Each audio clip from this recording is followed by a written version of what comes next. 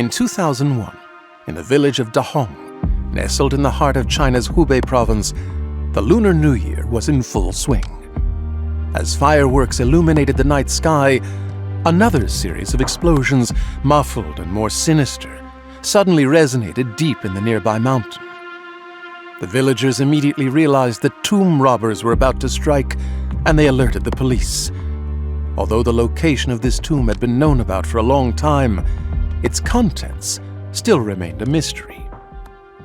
Upon entering the mausoleum, after the arrest of the looters by the police, the archaeologists sent by the authorities discovered a veritable treasure trove dating back to the Ming Dynasty. The find included thousands of breathtakingly beautiful objects made from gold, jade, and precious stones, as well as emeralds from the other side of the world. You're listening to Voice of Jewels, a podcast from L'École, School of Jewelry Arts, supported by Cleef Arpels. Unveiling the stories and secrets behind history's most fascinating jewels.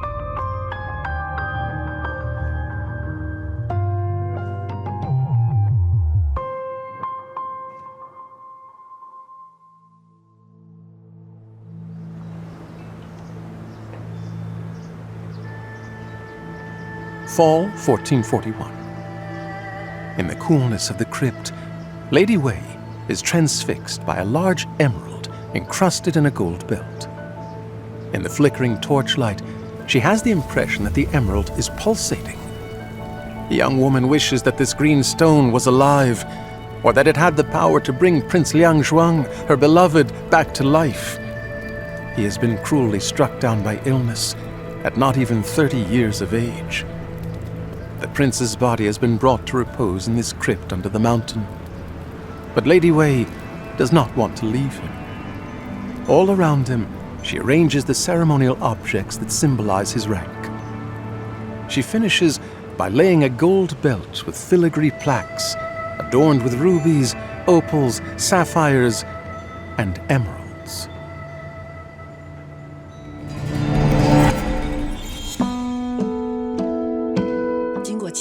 Upon inventory, archaeologists uncovered over 5,300 burial objects in Prince Liangzhuang's tomb. Bei He, art historian and lecturer at L'École, School of Jewelry Arts.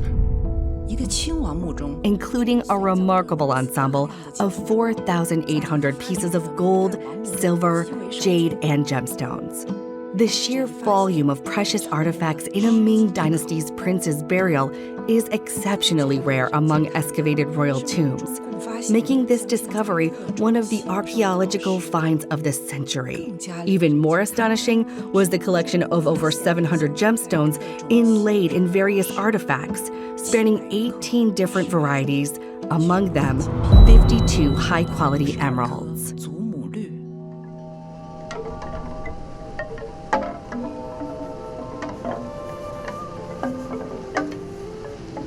As she contemplates the golden belt, Lady Wei loses herself in reverie.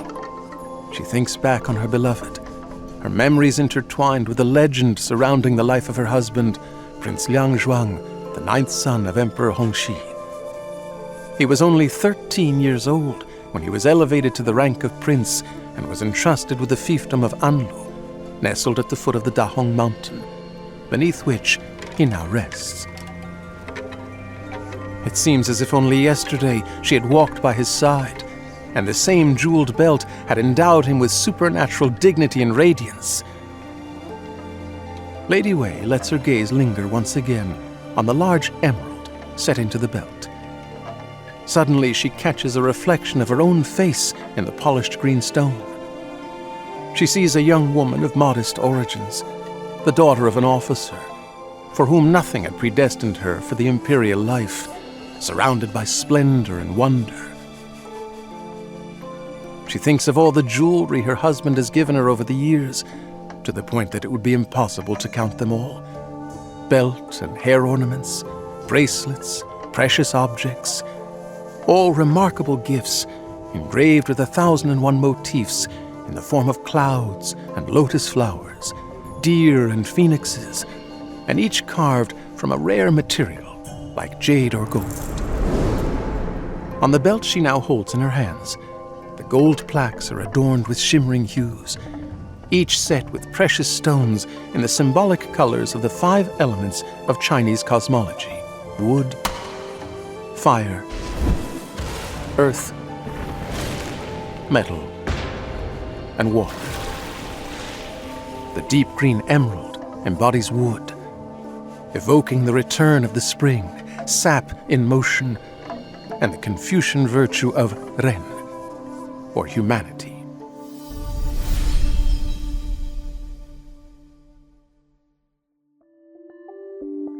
祖母绿在明代售价极高，被描述为 Emeralds during the Ming Dynasty were exorbitantly priced, described as rare treasures seldom obtained even by high-ranking officials. Ming scholars recorded emeralds as the most precious gemstone of the era, valued 55 times higher than second-tier varieties. 优质祖母绿价格 Comparatively, an Arabian scholar noted that fine emeralds cost nearly twice as much as fine rubies, highlighting the Ming Dynasty's exceptional premium on 优质祖母 emeralds. 绿价格也不过是 Emeralds were introduced to China by the Middle East merchants. Their associated legends, like the supposed properties of improving eyesight, detoxifying poisons, and aiding childbirth, persisted and were adopted into Chinese text, with particular emphasis on emeralds' efficacy in assisting delivery. 助产等 The homophonic name Zimulu, mother-child green, which is pronounced in the same way as the word emerald in Mandarin, even turned the gem into a fertility talisman, with some merchants using its alleged obstetric powers to authenticate stones. 祖母绿宝石真伪的方法。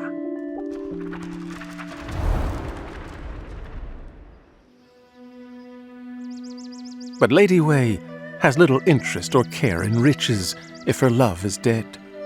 She wants to stay with her prince forever. Here, in this mausoleum under the mountain, she became a princess thanks to Liang. According to tradition, she must now join him in death. Once again, her thoughts return to the emerald. Indeed, the emeralds on this filigree gold belt have traveled from distant and unknown lands. Lady Wei suddenly finds herself dreaming of the extraordinary voyages of Admiral Zheng He, the intrepid eunuch who had sailed the oceans for the greater glory of the Ming Dynasty.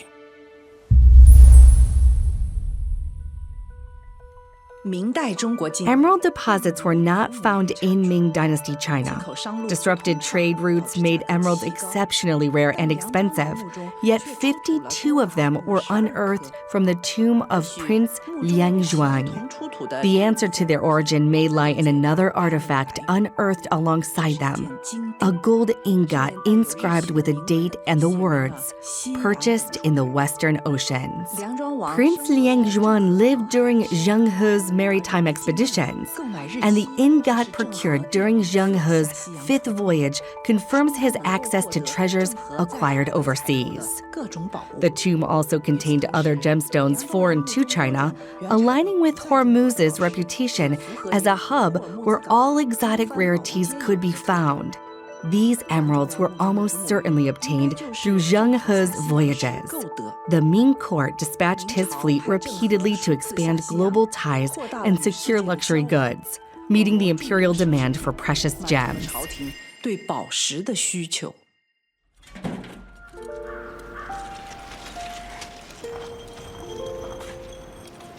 In 2001, when archaeologists ventured into the prince's mausoleum, they discovered the floor strewn with 1,001 gold hairpins, like ginkgo leaves scattered in the wind. Further away, also lying on the ground, were jade pendants, evoking pebbles sparkling on a riverbank. Beside Liangzhuang, there was a second tomb, the tomb of his adoring wife, Lady Wei, finally united with her beloved husband. After a peaceful life, she had joined him in eternity.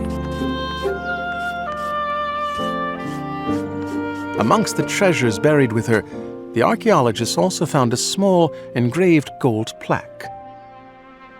This was Lady Wei's marriage certificate, attesting for the guardians of the afterlife that this young woman of modest descent was indeed a princess. But what amazed them most was the discovery of a stunning belt, composed of 24 gold filigree ornaments, encrusted with a veritable rainbow of precious stones, amongst them emeralds, originating on the other side of the globe. The Voice of Jewels is a podcast by L'École, School of Jewelry Arts, with the support of Cleef Arpels, with the participation of Bei He, art historian and lecturer at L'École, School of Jewelry Arts. Written by Quenehen and Aram Kebabdjian, performed by Edoardo Ballerini, and produced by Bababam.